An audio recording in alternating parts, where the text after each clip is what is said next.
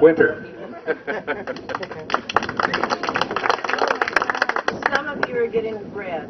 Be conscious of your skin. I just drove over here from Palo Alto where I live, and I was thinking, something occurred to me, a story occurred to me that I haven't thought about for a while. For the very, very, very early days of the land, before anybody had moved on to the back, well, maybe a handful of people had moved on to the backlands. The summer of '71, David Harris had just finished serving his sentence in federal prison for refusing induction into the Army during the Vietnam War. And when he got out, some of the locals, the Institute for Studying Nonviolence, people decided that they wanted to organize a thing called the Seed Conference. The Seed Conference was held in the summer of '71 in the Longhouse. It was by invitation only to people all over the country, and actually some people internationally, select people who were in organizations that had been working for many years for nonviolent social change all over the place.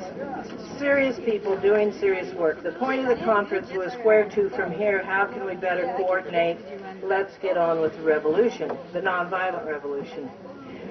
And there's a little bit of a backstory, not only in the country then, but also right there in the mountains and in Palo Alto. There was a struggle going on, a struggle between what was then quaintly called the political revolutionaries and the cultural revolutionaries. Now some of us knew this was all the same thing, but there were some people that really thought the political part, the significant part, was separate than the cultural part. The cultural part, the music, the pictorial arts, the dance, diet, spirituality, everything that actually did happen in this country, did change in this country.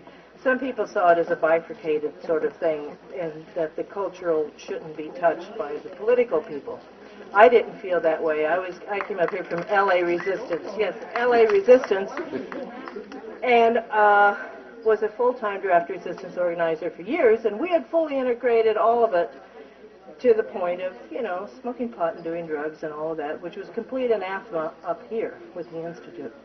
Okay, that's the backstory. So, this conference is called the Seed Conference.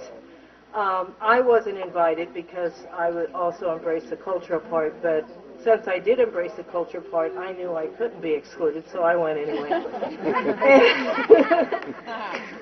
And the conference starts, and it is, in fact, a serious conference with serious people contemplating and trying to create serious things. and positive things. Well, very positive things. But doing it in the most drag-assy kind of out-of-kilter sort of way. Yeah. And this was high-profile enough that it attracted some luminaries. And so in the Longhouse one afternoon, appeared the world-famous poet Robert Bly, who likes to drum and think about his masculinity on the side. And so Robert Bly showed up one day and read poems about socks on clotheslines and some such, and I never was impressed with him, which you could probably tell, still not. But the next day, something really incredible happened.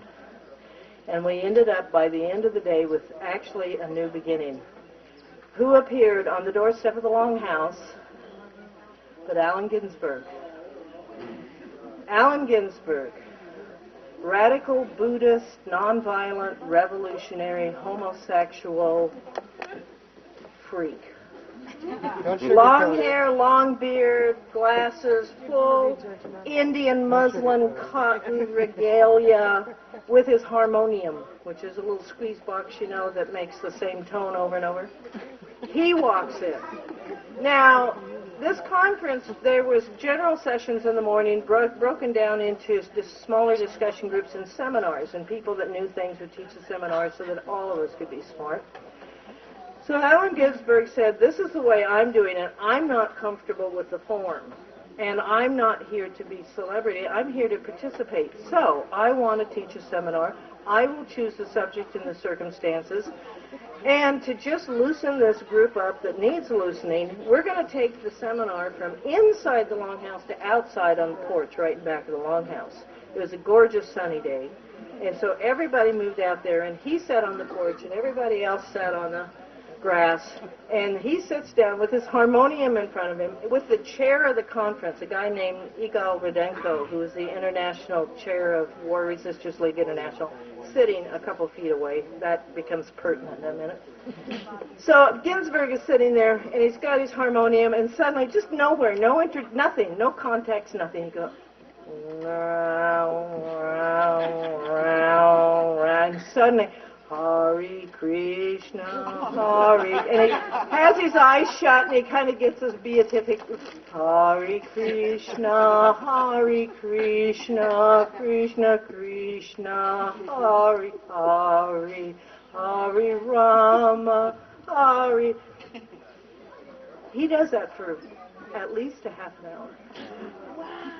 No word, no nothing. Just Hare Krishna. There are people around me. I'm standing up. I'm in full hippie girl regalia, long skirt, lacy top.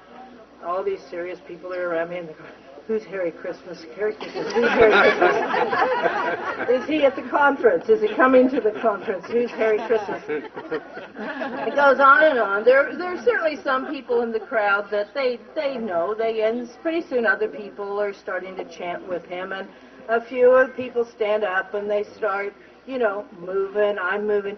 In the back of the longhouse, the yard in back of the longhouse, there was that garden. Well, that garden had a very controversial start. People from Struggle Mountain and Resistance started that garden, and the Institute people got very upset about it because it encroached upon their control of their turf, as they saw it then.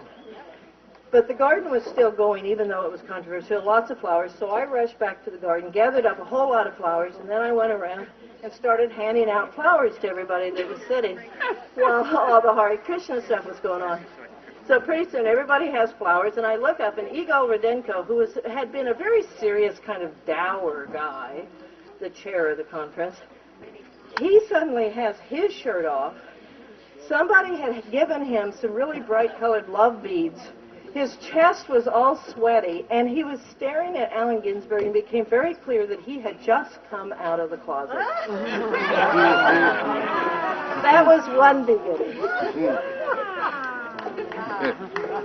Then Allen Ginsberg decides, okay, it's time enough. Everybody's tuned into the vibe, or whatever he thought. I have no idea. And he says, come on in. We're going to do my seminar now. My seminar, the title of my seminar is The Politics of Heroin in Southeast Asia.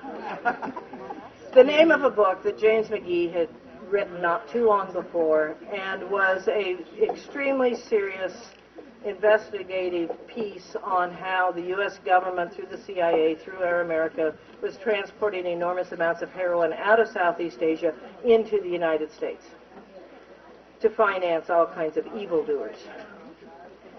So he says, that's the title of my seminar.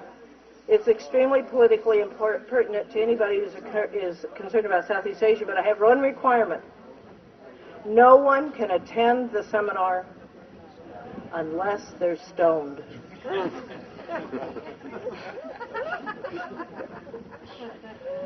Well, some of us already were, but others not so much. In fact, not at all, not ever. So everybody, Ginsberg was just at the height of his charismatic, oh my God, it's Allen Ginsberg powers. How had happened, the beatnik, Allen Ginsberg. So people lined up to get stoned, some of them for the first time in their life. Well, get stoned on what? Well, some of us had some weed, but we didn't have any pipes, we didn't have any papers. And so we were in the big house kitchen, so they had tinfoil, so I got tinfoil, and made up a whole bunch of those funky little pipes, and turned up the end, and we stuffed the marijuana in the pipes, and we were handing pipes out, and then others of us were helping them smoke it and light it, and hold it in as long as you can. Okay, let it out. And pretty soon, there was this whole room of stoned people. And the place of his seminar, by the way, if Judy Keenan is around, was in your bedroom upstairs in the attic. That's when the seminar was. And so everybody went upstairs and sat around in this altered state, listened to Ginsberg explain how, unfortunately, our government was involved in some very nasty business, and of course still is. It wasn't by the end of the day, it wasn't an end. I look at it as the beginning of a process for a lot of the people in that room, a lot of very good people doing very good work, starting to get off their high horse And their narrow view, which wasn't allowing them to see the bigger picture, which was necessary, it was the beginning of a process that ended up in a much better place within the next year or two. So that's the story of when Allen Ginsberg came to the land.